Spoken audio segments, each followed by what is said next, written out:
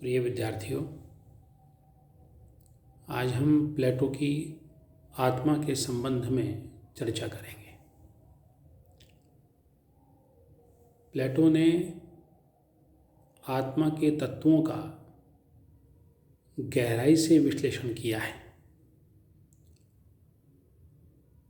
और इससे आत्मा के 4 धर्म निकलते हैं।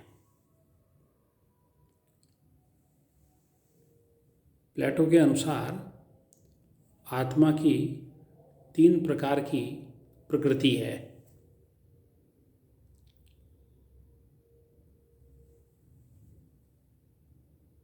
पहली प्रकार की प्रकृति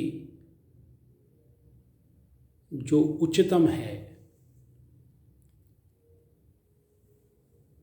वह आत्मा की स्वाभाविक प्रकृति है। अन्य 2 प्रकृतियां प्रकृति के संबंध से प्राप्त होती हैं।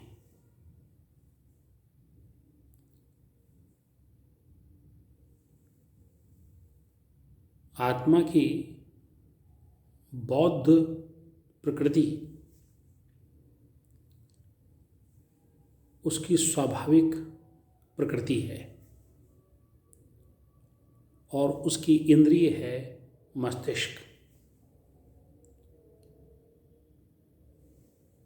और उससे संबंधित धर्म है ज्ञान, विवेक। आत्मा की जो अबौद्ध प्रकृति है उसके 2 भाग हैं, उच्च और निम्न। जो अबौद्ध प्रकृति का उच्च भाग है उसका संबंध हृदय से है और उसका धर्म है साहस।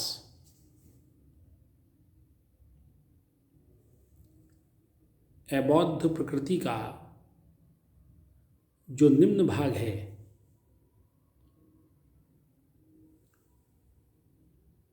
उसका स्थान शरीर का मध्य भाग है और उसका धर्म है संयम। प्लेटो के अनुसार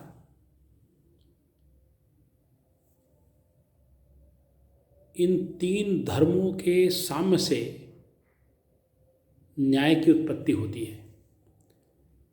इन 3 धर्मों के साम्य का नाम ही न्याय है। प्लेटो मानता है कि एक सुव्यवस्थित समाज के अंदर ही व्यक्ति न्याय के आदर्श को चरितार्थ कर सकता है। अतः उसने आत्मा की प्रकृति के आधार पर समाज में मनुष्यों की 3 प्रकृति मानी है।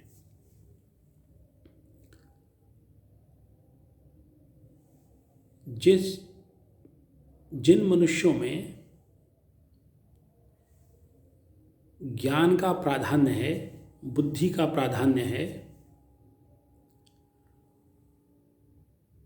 वो संरक्षक कहलाते हैं या उनको संरक्षक होना चाहिए, ऐसा प्लेटो मानता है। तो प्लेटो के अनुसार ज्ञान के प्राधान्य वाले मनुष्य संरक्षक, जिनमें साहस की प्रधानता है वो सैनिक,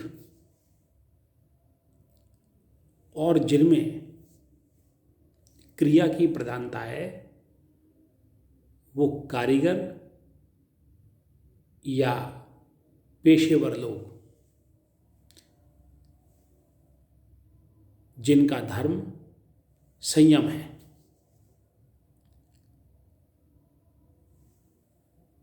समाज में यदि ये तीनों वर्ग भली भांति अपना कार्य करते हैं तो ऐसे समाज में स्वतः ही न्याय की उत्पत्ति हो जाती है।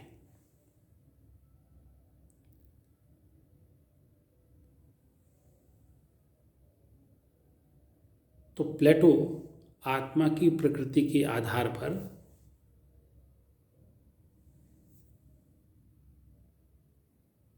इन मनुष्यों का वर्गीकरण करता है और एक सुव्यवस्थित समाज की कल्पना इन धर्मों के आधार पर वह करता है। प्लेटो ने आत्मा को अमर माना है। प्लेटो आत्मा के पूर्वजन्म और पुनर्जन्म को भी मानता है। प्लेटो ने आत्मा की अमरता के संबंध में 4 प्रकार की युक्तियां दी हैं। पहली युक्ति का आधार संसार के पदार्थों में द्वंद्व है।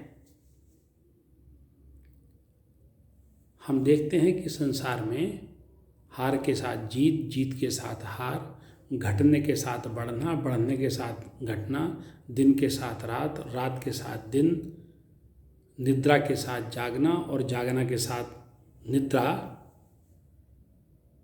ये द्वंद्व हैं। अतः जीवन के साथ मरण, तो मरण के साथ भी जीवन होना चाहिए। अतः आत्मा अजर और अमर होनी चाहिए। दूसरी युक्ति का आधार है कि शरीर भौतिक, मिश्रित और दृश्य है, जबकि आत्मा ज्ञान की भांति अभौतिक, अमिश्रित और अदृश्य है। अतः प्लेटो के मत में शरीर का ही विच्छेद और मरण होता है, आत्मा का नहीं। इस युक्ति के आधार पर भी प्लेटो आत्मा को अजर और अमर सिद्ध करता है। तीसरी युक्ति का आधार है पूर्वार्जित ज्ञान का उदय। प्लेटो के मत में शरीर में आने के बाद, जगत में आने के बाद, संसार में आने के बाद आत्मा को विज्ञानों का संस्मरण होता है। इसका अर्थ यह है कि संसार या शरीर में आने से पूर्व उसे विज्ञानों का ज्ञान था। यदि उसको विज्ञानों का ज्ञान न होता तो विज्ञानों का संस्मरण भी संसार में आने के बाद उसको नहीं हो सकता था। अतः आत्मा अजर और अमर है।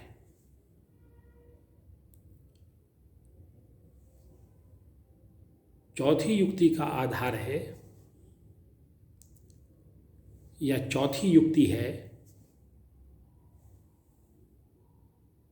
कि मृत्यु का विचार आत्मा की अवधारणा के विरुद्ध है।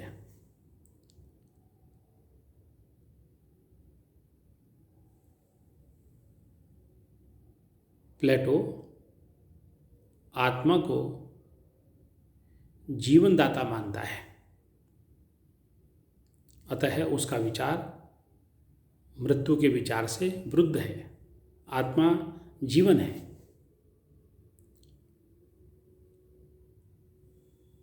इस प्रकार से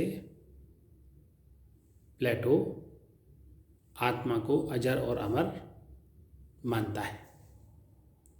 धन्यवाद।